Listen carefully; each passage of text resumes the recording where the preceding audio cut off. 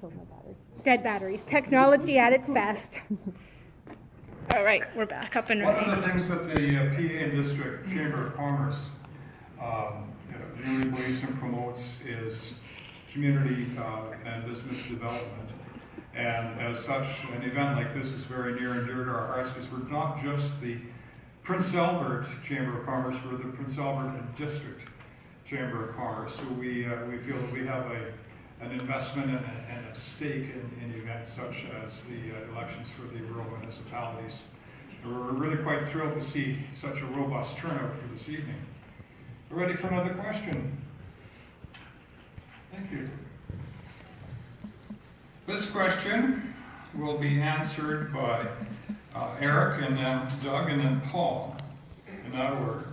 It deals with 44th Street West. What needs to be done to have that road properly maintained all year round?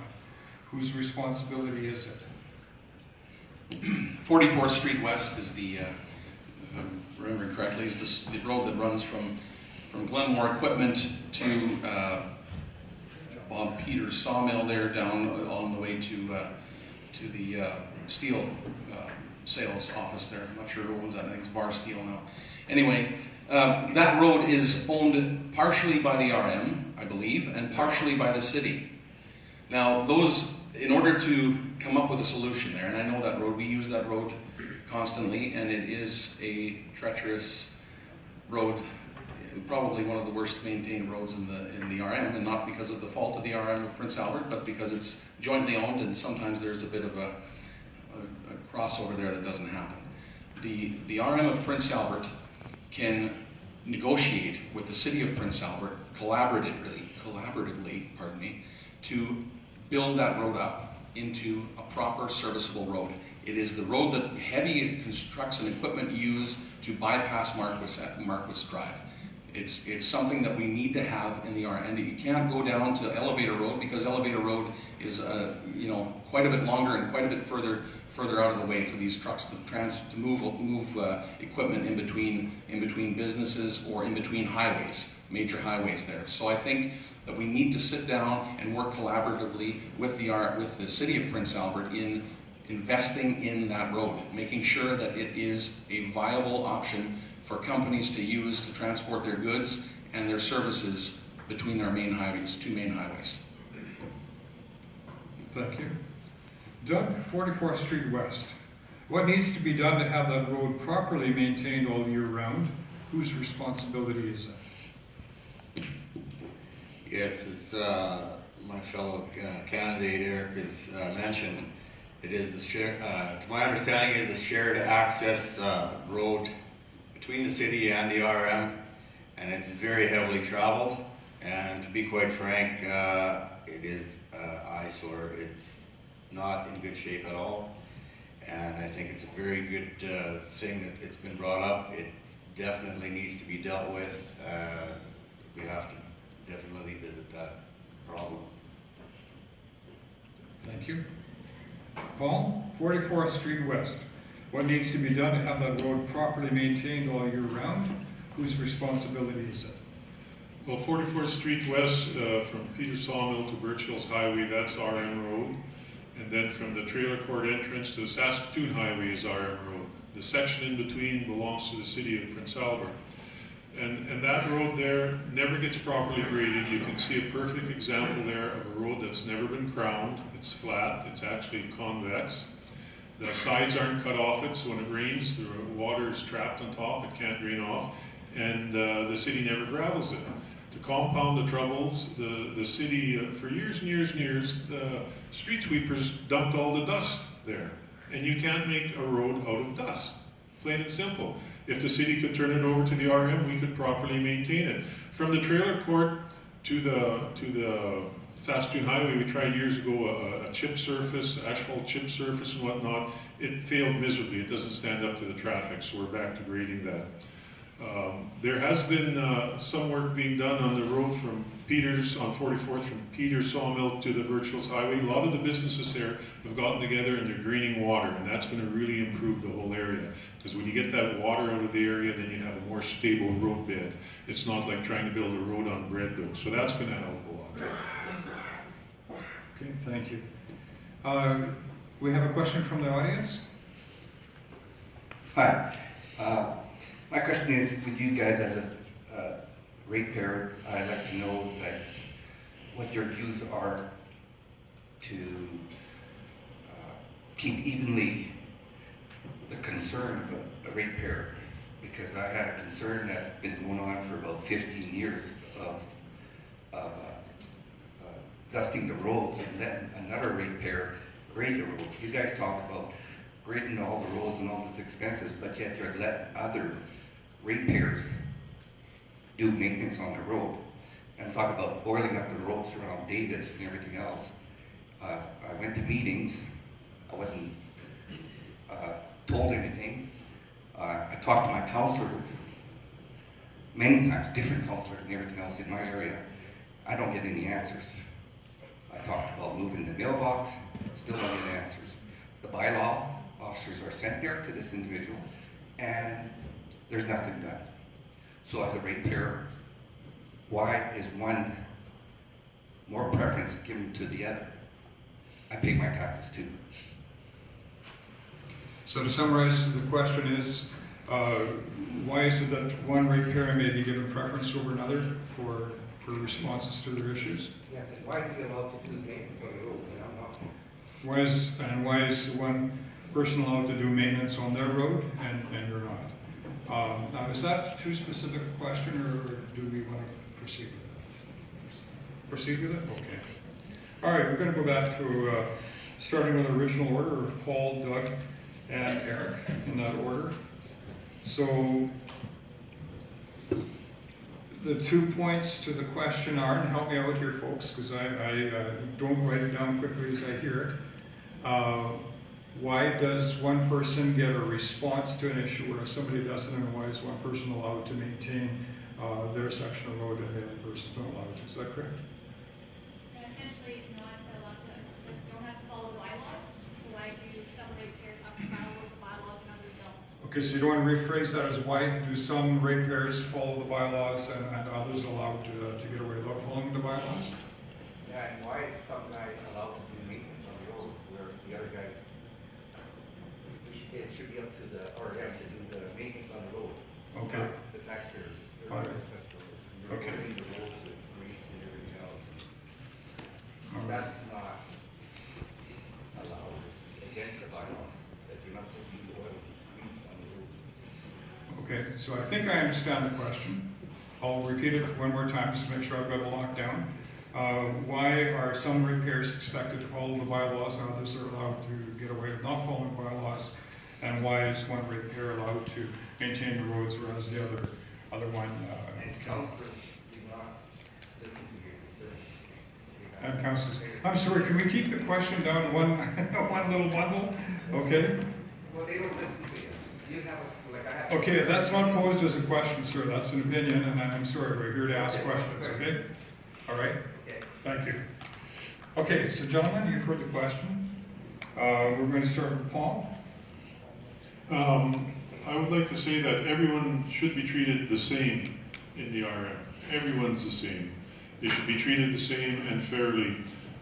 Why can some ratepayers do road maintenance? Unless it's an emergency situation, nobody is supposed to be grading our roads. We have the same policy in effect for no one to snowplow, but a lot of people snowplow, and of course we don't follow up and find them, because sometimes it takes 4 days for the plows to get around. Now, where we're talking about substance being dumped on the road, I can comment that I read that file. That file, it's about this thick. The stuff was taken and it was tested in the lab. They had a lab report. This goes back many years ago, and there was I believe that's what you're talking about, the restaurant oil and the diesel fuel mix, and there's something else in water. And the RM, a few years back, trying to save money, and there was a lot of complaining with our calcium chloride, which is a terrible chemical. We were threatened with class action lawsuits. We stopped using calcium chloride, so we thought, some of us, that some kind of dust control would be better than nothing. Because the trouble with calcium, how do we justify giving it to 10 or 12 ratepayers here when there's 10 or 12 ratepayers all over clusters of homes and we won't give it to them? So this is, we're trying to keep everyone happy. That addresses that oil, but the blading of the road, no one should be touching an RM road. Thank you. Okay, Thank you. Doug?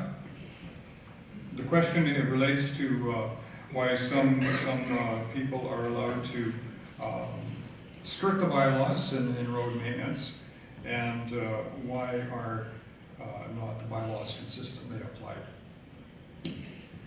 Well, my belief is that all residents should be treated equally and fairly. And that needs to be underlined. Nobody should take precedent over anybody else. If your needs aren't being met, contact the Reeve, I would think, if you're not getting anywhere with council, but if you're with your councillor. And as far as the maintenance issue goes, maintenance should be done by the RM crew alone. I know there's some people that do plow snow in certain circumstances when neighbors are blocked in, and it's kind of probably a gray area where most of that gets slid under the rug a little, but of course it's never been compensated for, to my knowledge. And as far as dumping oil on the roads, probably a no-no. I'm not sure if there's a bylaw in effect for that, but if there's not, there certainly should be. Okay, and finally, Eric, why are some ratepayers allowed to undertake their own road maintenance, and why are bylaws not consistently applied? I think as my fellow candidates have mentioned before, that were mentioned here just now, there needs to be fair and equitable treatment under every aspect of services provided by the RM. I think that people need to abide by the RM bylaws, and if they're ambiguous, as some of the bylaws I've read are, then they need to be tightened up and bolstered through more definitive language. The problem with trying to enforce bylaws through complaints is that I don't know, or I've never been privy to the RM having a bylaw officer or someone an enforcement agent who is able to go out and speak to these people and administer fine if necessary, or warnings, or the RM could do it through letters, but they'd be basing it on complaints made by an individual rather than having it investigated. I think that having someone in place that can act on behalf of the RM to enforce bylaws that need enforcing, as they all do, is key and vital. And I think that we should be looking to contract those services out. Thank you. Are we ready for another question from the hat?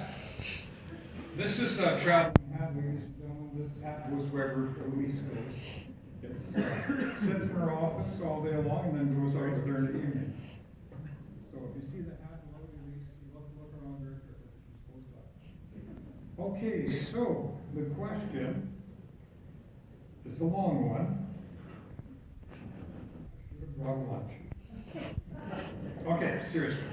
A large country residential and commercial development has been approved in the RM of PA, south of PA City.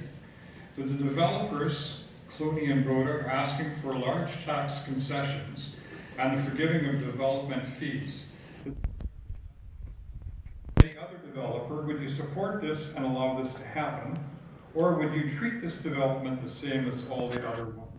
So our batting order for this one will be followed by Eric, followed by Doug. I can speak for the history of the RM that there's been several country residential developments, and there are fees paid to the RM from every developer.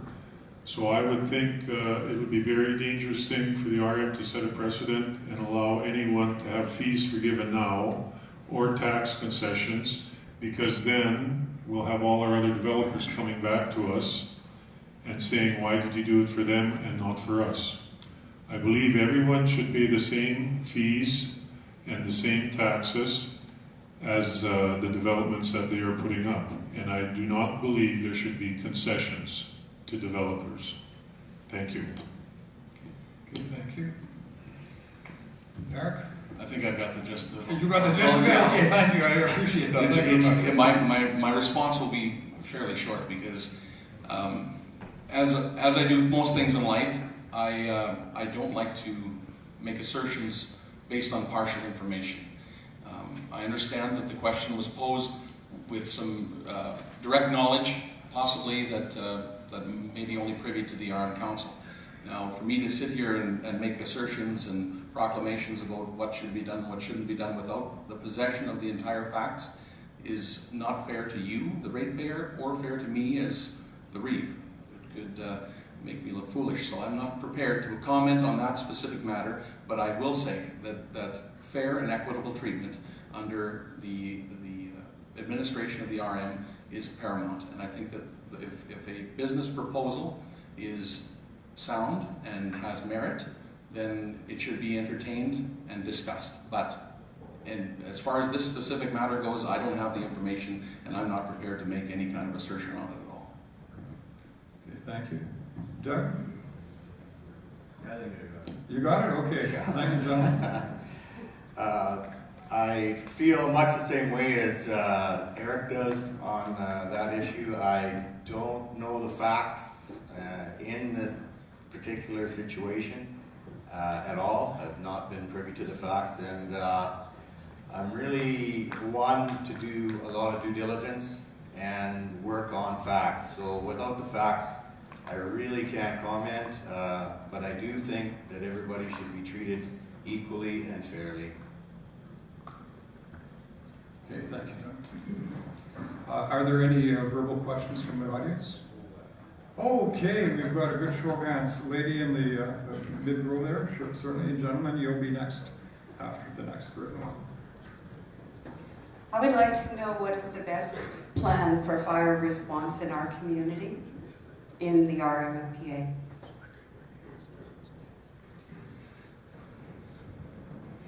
Okay, thank you very much.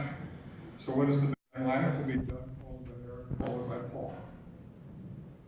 Well, any emergency situation such as a fire, your first response, of course, should be to call 911. I unfortunately have some first-hand experience with a fire on my farm. My wife and I and children lost our home in 2013. Very devastating event. City of Prince Albert responded in a timely manner. The biggest problem we ran into, we had the big pumper truck on scene. The biggest problem we ran into was water supply. End of story. We had neighbors hauling water with semis and wagons and trucks, and we couldn't get the water into the pumper truck fast enough. So I think we need to look at what we can do. Depends where you're situated. My understanding is that the RM has extended the contract with the city and to the end of 2020, and that's going to give us some time to look at possibly developing a volunteer fire department. It would help in certain situations, but like I say, the key to the whole issue when you have a fire out in the country is the water supply. Okay, thank you. Okay, Eric? Do you want the question repeated? Okay. There's I was at a community town hall session at Osborne School that some people in the crowd are familiar with, and there was some concern by the ratepayers that the RM was actively pursuing a one end and not considering the impacts on the other. What I think that we need to do is develop a package of information where we can reliably state that one form of service is better over the other. But to do that, we need to be in possession of all the facts and all the information. And there's a lot of stuff that is still left in the unknown right now because the city has not come back completely with what they're offering, and I think that that any further discussion needs to be done so in full possession of all the information. And then based on our decision should be based on what is best for everyone in the RM, not just the people that are close to town, but the people that are further out, and vice versa, and the business owners, whether that be hybrid models of both, I don't know. But right now what we need to do is make sure that we are in possession of the full information so that we can make an educated decision based on fact and not just conjecture. Thank you. Paul? Did you want the question repeated? No, I don't think so. When you hear this one along. Definitely the city of PA would have the best response time for fire for the simple fact the guys are right there in the fire hall. When you have a volunteer fire department, when they start off, there's no one in the hall. You have a fire, you have a call, the guys are out in the field, they gotta come, get in their truck, they gotta get to the hall, they gotta get dressed, get in the truck, go. That's a lot of time lapse. Now we know if a house catches on fire in the RM, if you're farther out from the city, most likely it's going to be a total loss, and all the fire department can do is control. And I know I've heard several times that there's been always a shortage of supplying the water, but by far the city of PA will have the best response time because everyone's sitting there in the fire hall. The trucks are loaded, everything's ready to go. So I mean, years ago, when the Arm of Buckland started their fire department up, it was an affordable thing. It was started like so long ago, and now it's a totally separate entity, and it governs itself, and the Arm of Buckland just pays a straight fee to them for fire protection. That works, but nowadays the cost of equipment and starting from nothing, it is just about impossible. And then finding staff. Staff has to be trained, the training is very expensive, and now firefighters, even volunteers, want to be paid when they're actively fighting a fire. It's all of another burden on the taxpayers. And yes, it's a nice thought, but it needs a lot more research because the only way that this can be paid for is by upping everyone's taxes. Thank you. Thank you. Well, we have a written question, and we'll get to the verbal question next. Gentlemen, where do you stand on the proposed provincial law requiring landowners permission to go on their land? The order for this will be Doug, followed by Paul, followed by Eric. Well, I feel that the new trespassing laws are going to give the farm and the acreage owners a little more security. It's going to, or it should deter some access. It'll be beneficial for law enforcement to take action on people that are violating the new trespassing law. Okay, thank you. Paul? I think it's a very good way to move forward. Excuse me. The landowners own the land. And yes, you should have to get permission to go on their land. Years ago, I had left some crop out. A neighbor phoned me, there's 4 trucks down in your crop. I went down there, rounded up there's 6 guys and 4 trucks. And I noticed they all had little tags hanging from their rear view mirrors, Macintosh Mall parking. And I informed them the land was posted, they're not supposed to be on it, you're driving over my crop. And I said, where do you guys all work? Nobody wanted to say anything. They were all CEOs. I caught them driving over my crop, destroying the crop, hunting on my land without permission. Oh, we thought it was someone else's land. So I mean, yes, I think everyone should get permission to go on someone else's land. Because I asked these guys, I says, how would you like it if I drove into town and drove my tractor across your lawn? What would happen? He said, you'd be arrested. And I said, well, look at you guys. You never asked permission. Thank you. Thank you. Eric? I think in modern agriculture, biosecurity is very important. And in that light, I think that, well, not only biosecurity, but personal security as well. I think that this legislation is important to prevent things like club root, things like if you have an animal operation, disease from being spread from one farm to the other. You don't want to have people driving on your property spreading invasive species or infectious disease to your farming operation. I think that is important. I also think that it is true that the RCMP need, and I worked through this when I was a police officer, you can't necessarily go in there and arrest somebody without being informed that the person is in fact trespassing. This is something that I think would be a great tool, that is a great tool now for police services and biosecurity in the agriculture sector. I think that's a very important piece of legislation. Okay, thank you. Now we got a question from the audience back here, gentleman in the back row.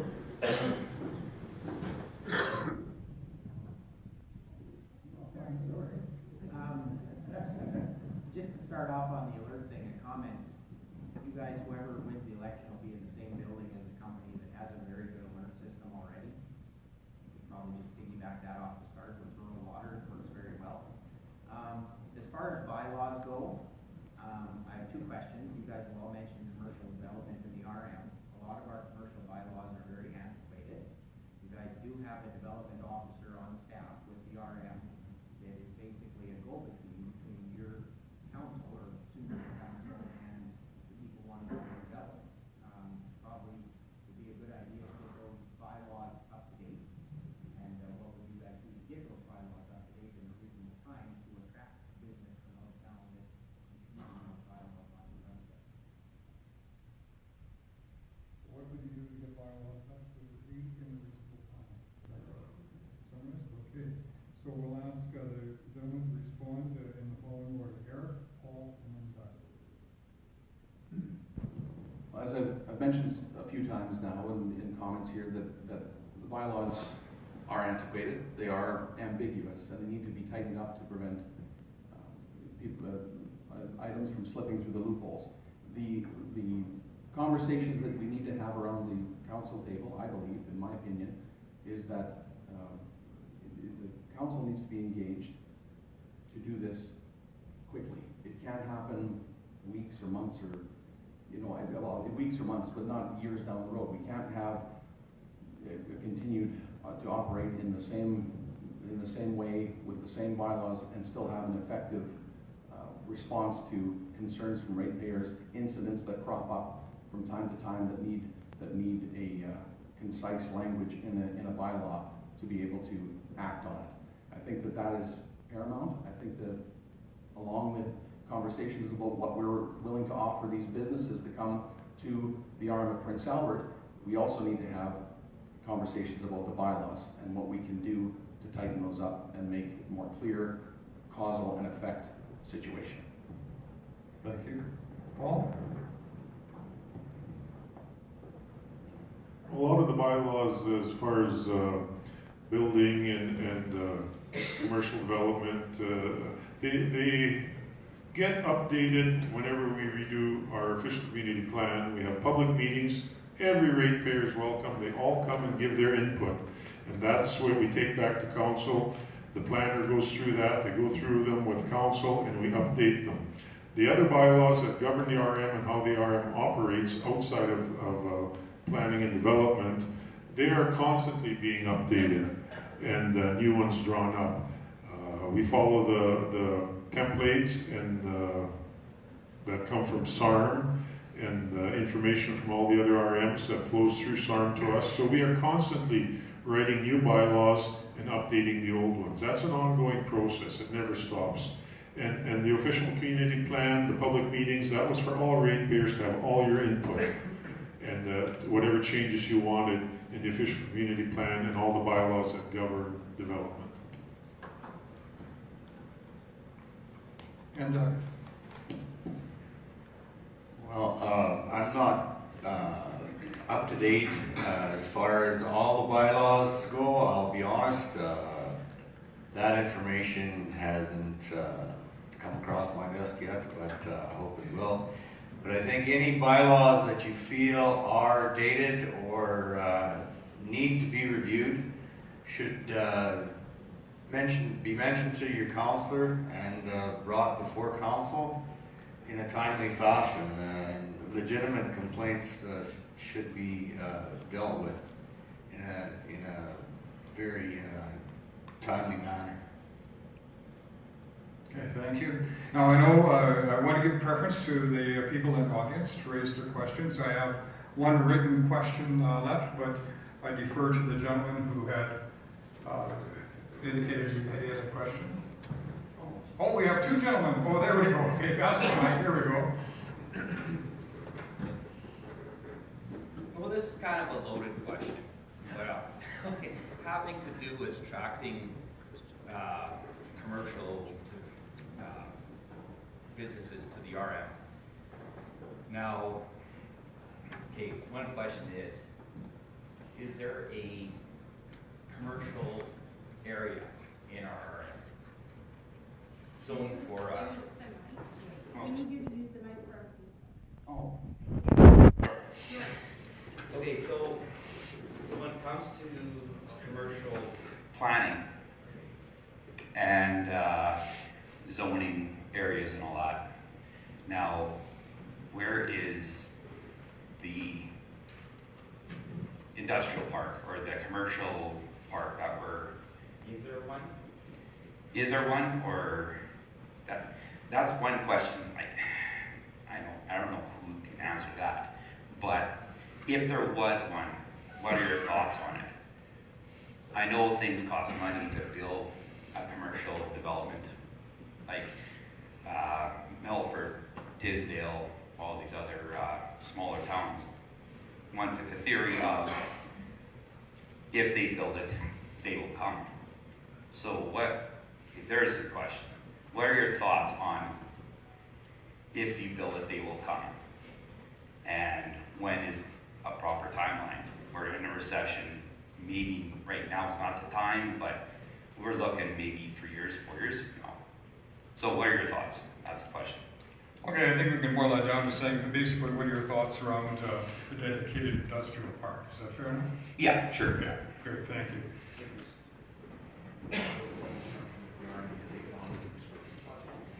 I guess taking a look at what are your thoughts on developing an industrial park within the RM. We'll ask Eric to respond first, followed by Doug and then Paul.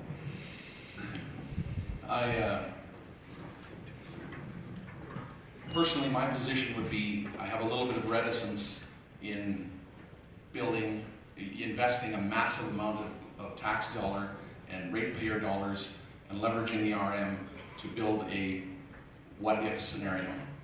The companies that would be coming here, we would propose to them, in my opinion, we should propose to them through council that they should, if we're going to do business here, we have to have them foot the bill to develop the land, because we can't afford, in my opinion, to be building a large commercial industrial area, not unlike the green space that the city of Prince Albert did at the airport, and then have that huge.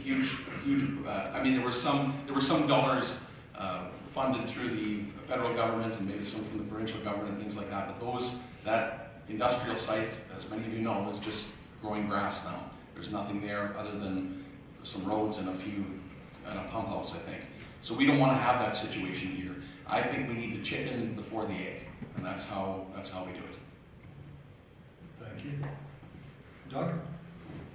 I'm not sure which area you're possibly referring to. I know that that Highway 11 trunk looks like it's going to be developed further. I'm not sure who is going to maybe go in there, but it looks like some pretty prime real estate along there.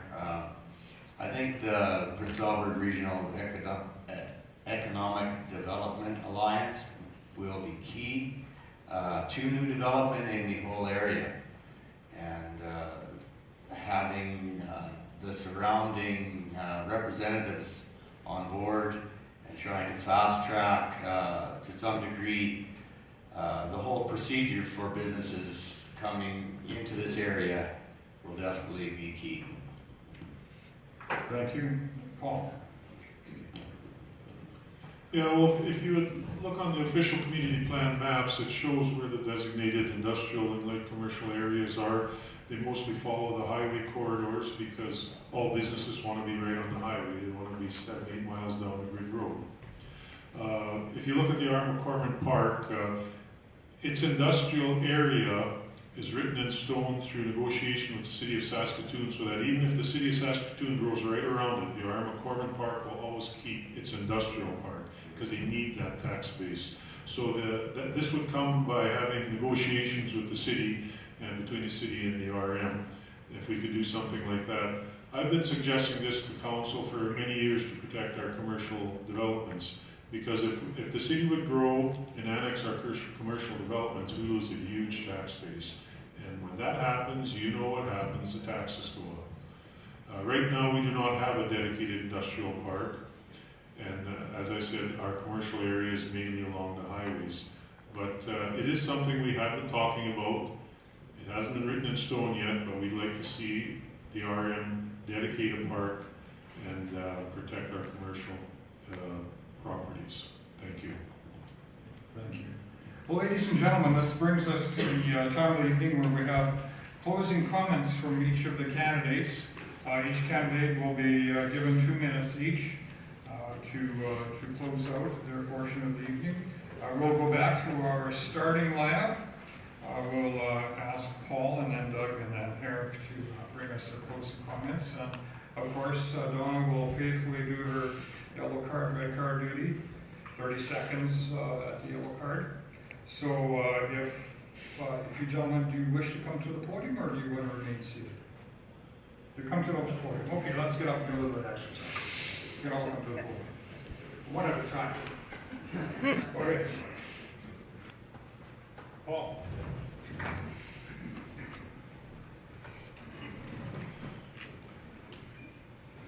Well, I'd like to thank the Chamber for hosting this forum. This is a great idea. This is basically what I've been talking about having ratepayers meeting. Having everyone there and having people ask questions. And if you had all of council here, you can ask a specific councillor from your division whatever question you want, and you're going to get an answer. I'd like to thank Eric and Doug for stepping up and running and giving all the ratepayers a multiple choice for Reeve. All three of us are good choices, is if you would have noticed, because all three of us, our names only have 4 letters. Now, is that a coincidence and a half? Did anyone think about it? I just thought about it tonight. I'll be short. I believe the RM belongs to its ratepayers. I've always believed that. Councillors must remember they are put in by their ratepayers and must serve the ratepayers. They are there to bring your wants, needs, and wishes, within reason, back to council. They are the connection between the ratepayer and the council. I originally ran for council for the simple fact I wanted to improve the roads in RM. It seemed to me some roads had 6 inches of gravel on them, some had none. And then it grew into wanting to make the RM a better, safer place for our children and grandchildren. We're all raising our families here, our children are having children, there are grandchildren. We just want to make it a better place. I've thoroughly enjoyed dealing with all ratepayers on all issues, as well as representing the RM of PA outside of its boundaries. I'm a firm believer that the ratepayer elect their members of council to govern on the ratepayers' wants and needs. No one should come to council. The worst thing that can happen is when you get someone coming to council without an election. Elections are wonderful because it makes you realize how hard you have to work to get a position that you want. I'm out. I'll close. I have the time, the energy, and experience to serve as your Reeve. Thank you.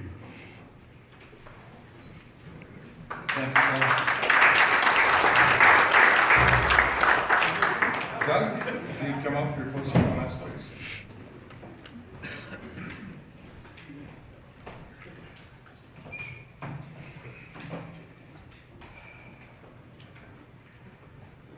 I feel that we are all very fortunate to live in the best RM in the province.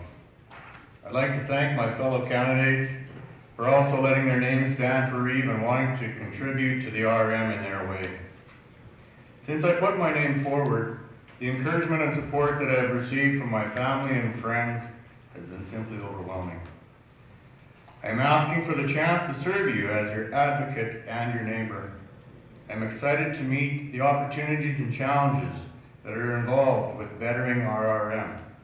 I think the RM deserves someone who is in touch and forward-thinking. I am a person who is invested in the long-term success for all ratepayers in the RM. I'm a person who is humble enough to learn and bold enough to influence with honesty and integrity. Thank you.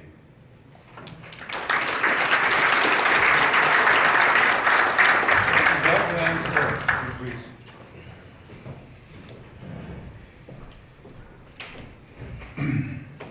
I too would like to thank my fellow candidates. It's not an easy thing, both a time-consuming thing to be a candidate for any office, any position in public life.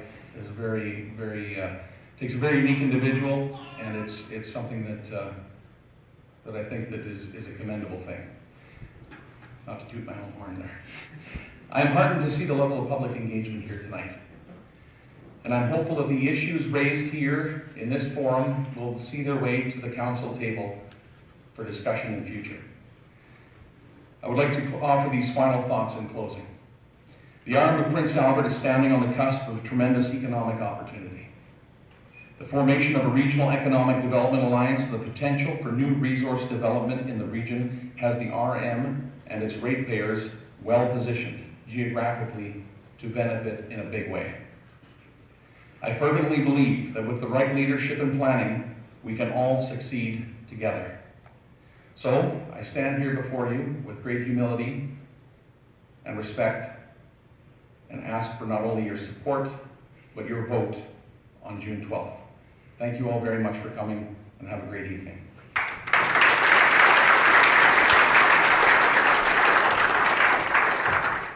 Thank you, ladies and gentlemen. This brings to a close our forum. We can all move to the, where are we going for coffee? Is it in The beautiful lobby right here. the beautiful lobby right back there? I'd like to especially thank the staff of the Chamber of Commerce for their efforts. They're instrumental in putting this together. I can only say that based on the four-letter word name theme, that Bill, as a moderator, would be appropriate to have on the board. So thank you for my letter.